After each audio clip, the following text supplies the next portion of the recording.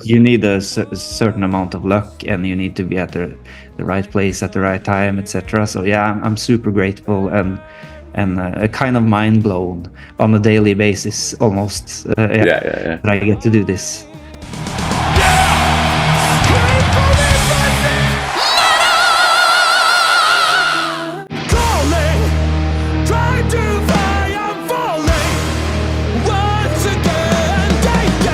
Robin, thank you so much for your time today. We are, as we're talking, a week away of the release of Melodies of Atonement. So what does that mean for you right now? How are you feeling? Very excited, super excited. I mean, I'm super proud of this album. I mean, as one usually is, but I cannot say I've been this excited about an album release before. This feels like, I guess maybe the closest to, because I mean, when you make music with 5 people, it's not going to be exactly the music. Like, it's not going to be a mirrored image of your own musical taste, you know? Very close to, this feels very close to who I've identify as a musician. And yeah, we're all super proud of the album, extremely excited to get it out there. Also a little bit scary, of course. It suck if we're like, it's the best one yet, and then everyone is like, no, it sucks, you know. But I mean, the single releases have been going well, and so we are optimistic for sure.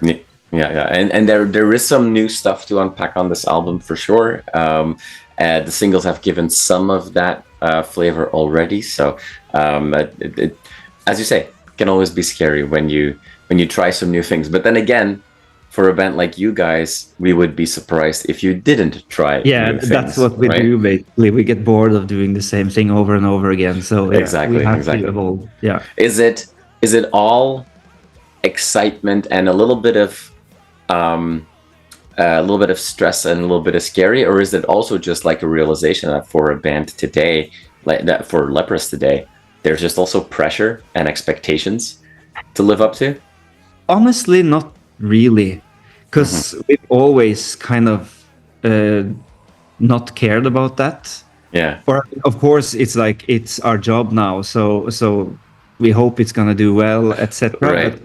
But we never really thought like, oh, people want us to make this or that, or you know, we try to just like forget about that, make the music we want to make. If we're happy with it, then we can stand for it, and then just see if people like it or not. And so far, it's been going pretty well. So not that much pressure, to be honest. More just nervousness, so to speak, to just like, I hope people will hear what we hear in this. Yeah. But if not, I mean, I can still stand for this album. I'm still really proud of it, and music is subjective, so it's impossible to say how people are going to react. You know, some people will hate it, some people will love it. So just leave it out there and see what happens.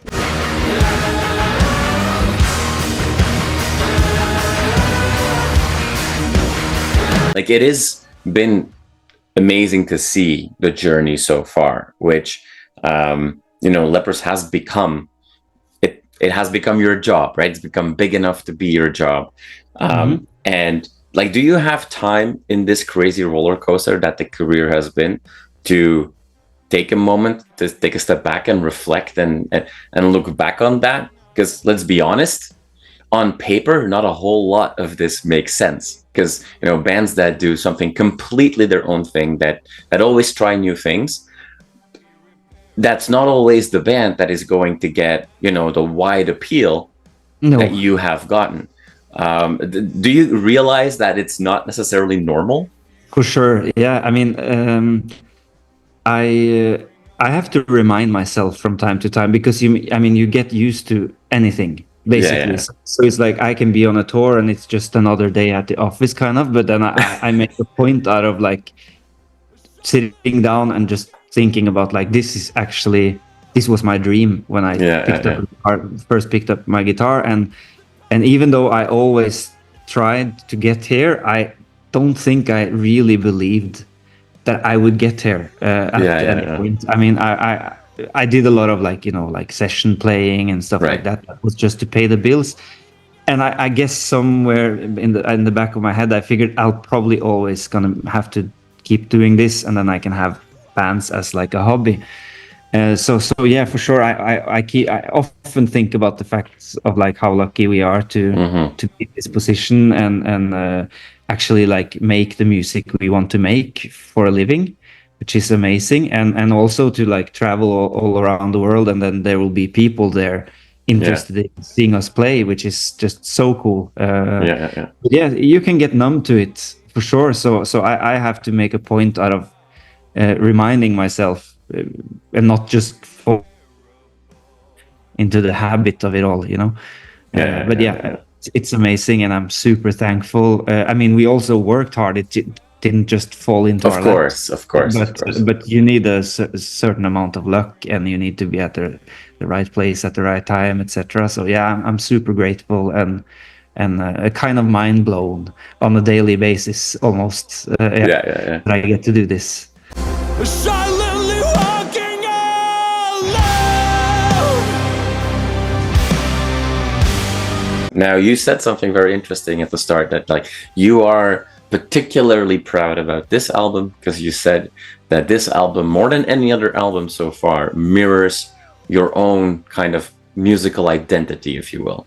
So I want to ask you then something, because this album kicks off with Silently Walking Alone, which in a lot of different ways makes a statement from a musical perspective. Also from the lyrics, obviously we hear, you know, this is a song that seems from both lyrics and music steeped in melancholia and some level of depression, maybe, or living up to expectations.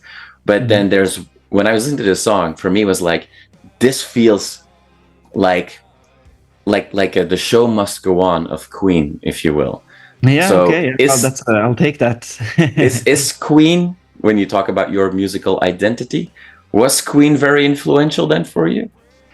I love Queen. I think it's an amazing band, but I probably picked up on Queen like after my most formative years, if you see what I mean. But for sure, it's at the top tier of bands for me, for sure. And the same goes for Einar. He loves Queen. Not really sure about the other guys. I mean, who doesn't love Queen? I mean, if you don't like Queen, I don't want to know you. Come on, let's be honest. Yeah. Silently walking alone.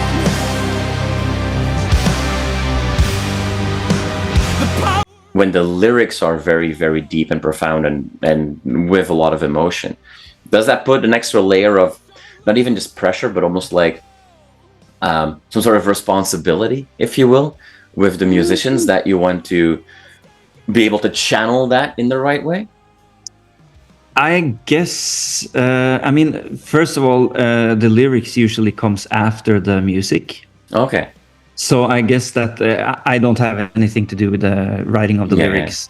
It's Einar's cup of tea. He has to believe what he's singing, you know? So for me to get involved and write the lyrics that he's gonna sing, that would make no sense. So I guess like he'll write lyrics that fit with whatever we're trying to convey with our instruments, you know. But I don't really. Maybe it's because I'm ignorant, but I can't really say that I feel a different responsibility, like depending on the lyrical content. I feel a big responsibility to deliver, mostly for everyone in the room, right? And that want to hear their songs, and also for my own ego, I want to put on a good show, you know. Of course. To think that he was a good player, you know. But not so much. I've never really thought about that, to be honest. Like, or felt any pressure from the lyrical content of the song. So it's not that when you write music and create the music, and then afterwards lyrics are added, that doesn't necessarily impact how you feel about that song. Oh, it totally can, for sure. How I feel about it, but like, I mean, I as I said, I feel the pressure of delivering, regardless of the lyrical content. So yeah, I guess I just always feel pressure. So now, not really. I'm quite relaxed, to be honest, when we're playing shows, because we've done this for a long time now. But yeah, no, it can definitely change how I feel about the song and what emotions it awakens in me and stuff like that. But it doesn't really change my output. Well, maybe actually, when I think about it, it's because things take a new life when we start playing it live, you know. So sometimes maybe I'll add some parts or change some parts or stuff like that, and maybe subconsciously it has to do with, now I've heard it with lyrics and I don't really know, to be honest. Sorry for the. No. So that's a question I want to ask you then, like, especially for songs that you've been playing live a lot, you know, maybe songs that are a little bit older. What for you is the real identity of a song? The way it was recorded on an album, or how you end up playing it live? Because, you know, very few bands, at least bands that play live, after, you know, years, a song will be exactly the same as on an album, right? Like even just as simple as maybe the tempo changes a bit, you know? For you as an artist, what's that like? Like songs that you play today that were recorded 10 years ago, what's the real song for you? How you play it now, or how it was recorded? I'd say definitely how we play it now, because usually if we make a change, it's because we know something didn't work. We know something now that we didn't know then, or like, why didn't we do it like that? Or maybe sometimes it's not even like a vocalized thing, it's just something that happens, you know, throughout the show.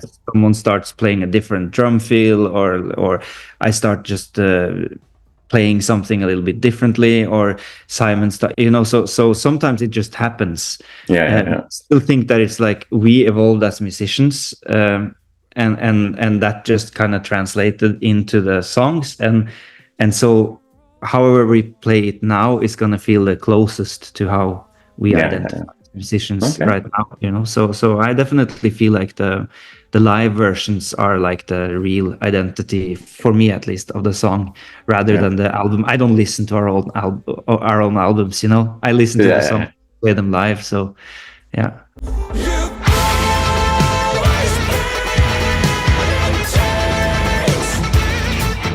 So, but on this album, you said before already, like there are some, and we always expect new things from a band like you guys, obviously, but there are some bigger changes in the music this time. You're adopting some new sounds, some experimentation going on. For you, you know, being one of those creative people in the band, are there elements on this album that you've tried that worked out for you particularly well that we should expect more of in the future? Well, it's a tiny, small thing that probably maybe just guitar nerds are even gonna notice. But I did start playing a lot of slide guitar, like Bottleneck, on this album, which kind of just opened a whole new world for me. Because you can phrase so much more freely. You can, like, you're not confined to the frets, you know, to semitones. So to me, this was like an eye opener. I started last summer. I stumbled upon this slide guitar player whom I think is amazing, Derek Trucks, and I figured I'm gonna try to learn some slide, and I'm never gonna ever get to use this in any professional way at all. And then whenever I got stuck on the, like, making guitar parts or whatever, I just picked up the slide, and I was like, whoa, this works really well. So for me, at least personally, I think this is something that's going to stick with me. And I feel like I kind of adopted into my vocabulary. Although I am very not confident in my abilities yet, so I'm practicing a lot. This, and I think we all enjoyed stripping things down a little bit. Especially in terms of, and nothing against the amazing Raphael, but having a cello and strings is very sonically not limiting, but it kind of it puts a big signature on the sound, which you you can change everything else, but this is kind of still gonna be there and make it sound in a certain way.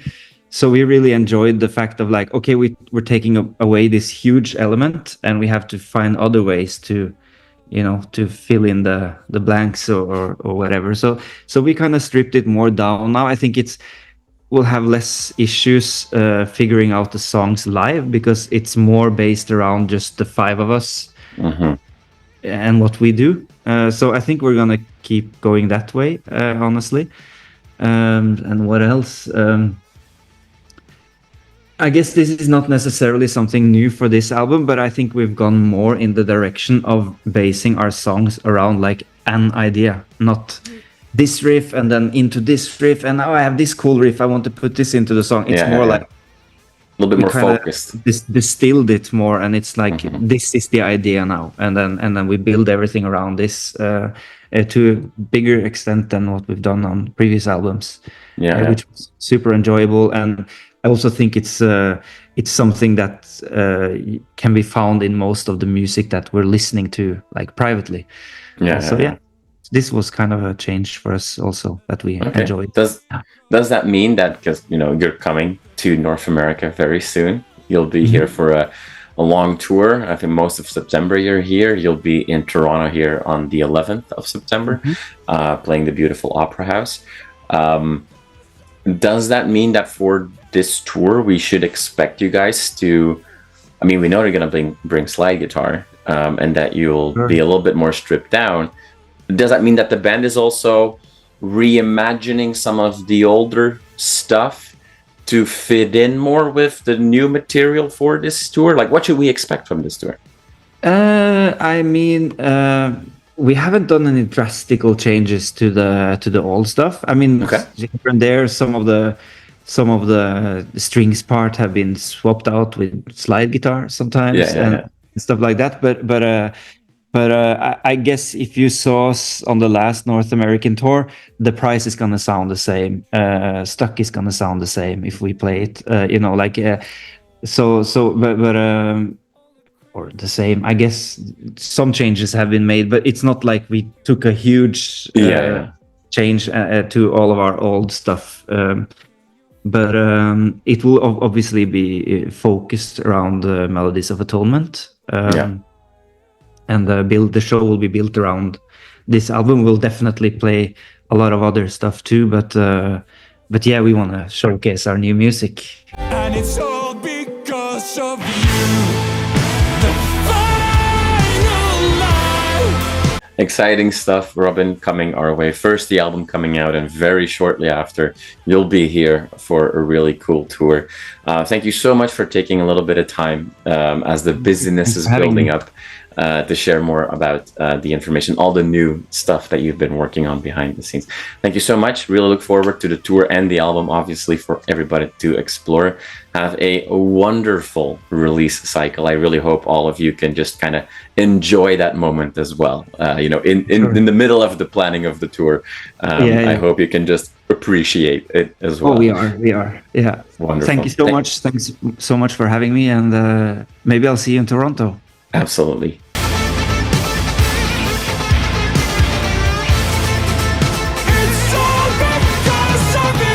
You are awesome for watching this video. Click right here to see more content like it and subscribe to the channel.